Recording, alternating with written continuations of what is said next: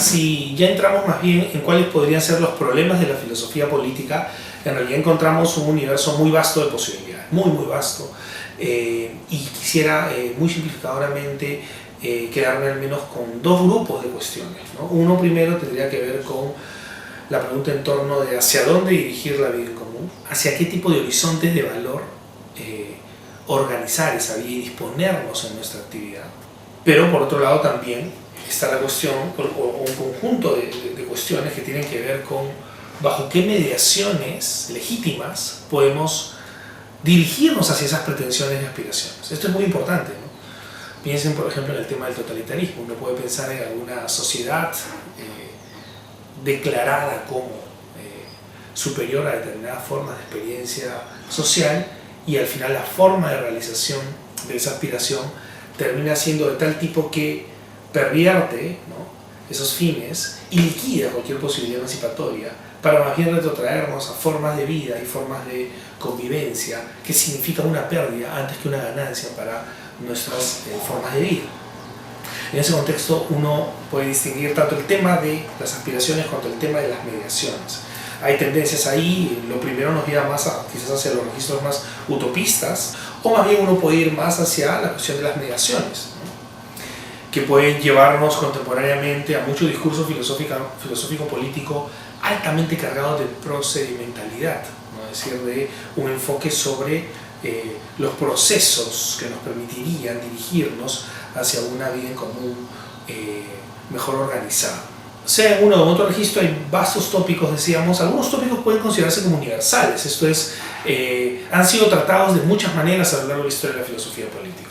El asunto de las valoraciones que habrían de organizar la vida en común, la misma noción de poder, ¿no?, poder político, obviamente central, uno de los grandes temas sin duda de la filosofía política, el concepto de ley, por ejemplo, o qué entender por ciudadanía, qué entendemos por legitimidad, por hegemonía, los tópicos ya un tanto más contemporáneos o modernos contemporáneos de la representación y la deliberación, y así por el estilo. Uno puede abordar estos temas desde un formato más de antigüedad presocrática o de antigüedad clásica en la filosofía, donde hay siempre un razonamiento más bien sustantivo, ¿no?, una lógica o bien de arjeo, de una trascendencia ontológica que infundaría de ser cada especificidad de la forma de gobierno y nos permitiría entender la vida en común a partir de un referente incluso cosmológico más amplio.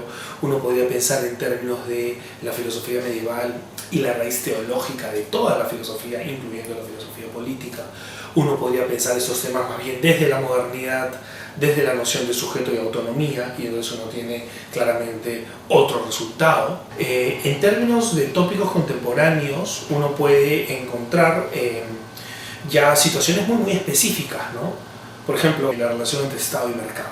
Cómo organizamos el sistema de distribución de bienes y servicios para conseguir a través de ello mejores términos de convivencia. ¿El Estado debería tener un lugar en ello? ¿Sí? ¿No? ¿De qué manera? Si la respuesta es sí.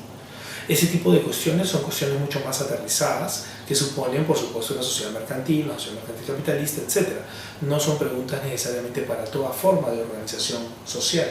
O un tema que nos atañe mucho en la región latinoamericana y en nuestro país, que es el de la ciudadanía multicultural e intercultural, ¿no? Ahí hay cuestiones que no pueden plantearse de la misma manera en otros contextos societales, ¿no?, y que tienen que ver con ciertos procesos históricos donde aparece como apremiante una cuestión de esta naturaleza. Desde ahí muchos discursos decoloniales, por ejemplo, contemporáneos, van a coger ese elemento, pero en una sociedad más, con una propensión más homogenizadora, seguramente no aparecería con facilidad.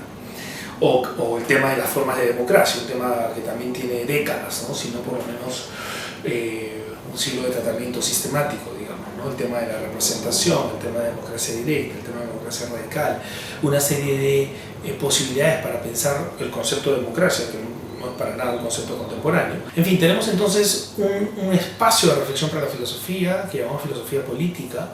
Este espacio tiene que ver con lo común, tiene que ver con una objetividad específica, que es la de la praxis, donde hay una cierta intangibilidad de nuestros asuntos. Tiene que ver además con un afán normativo dialoga estrechamente con otras disciplinas filosóficas, como la ética, la antropología política, en el ámbito de la filosofía práctica, responde a una necesidad constitutiva, que es la de la organización de la vida en común, supone un lado crítico, un lado deontológico también, es decir, un lado propositivo, y dispone de problemas vastos que por lo menos podemos agrupar en hacia dónde dirigirnos como comunidad y bajo qué mediaciones hacerlo. Y acá tenemos algunos tópicos universales que se trabajan según diversos momentos históricos y tradiciones filosóficas, y algunos más bien más contemporáneos que tienen que ver con el quehacer.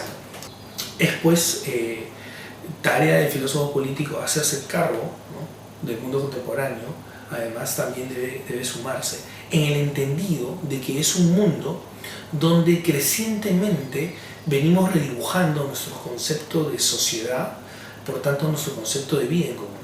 Hacer filosofía política en el siglo XIX, en el contexto de Estados-Nación, es muy diferente a hacerla en el contexto de mancomunidades, con todas las dificultades que tengan estas, regionales en proceso de conformación, o de un mercado mundial de capitales transnacionales. Es decir, es una escena muy diferente que a mi juicio además resulta muy prometedora para la sed de unidad, si no podemos decir quizás en términos contemporáneos de totalidad, que es propia de la filosofía también. Hacernos cargo de lo común implica crecientemente trascender las barreras meramente estatales que hemos conocido en estos siglos para pensarnos como especie.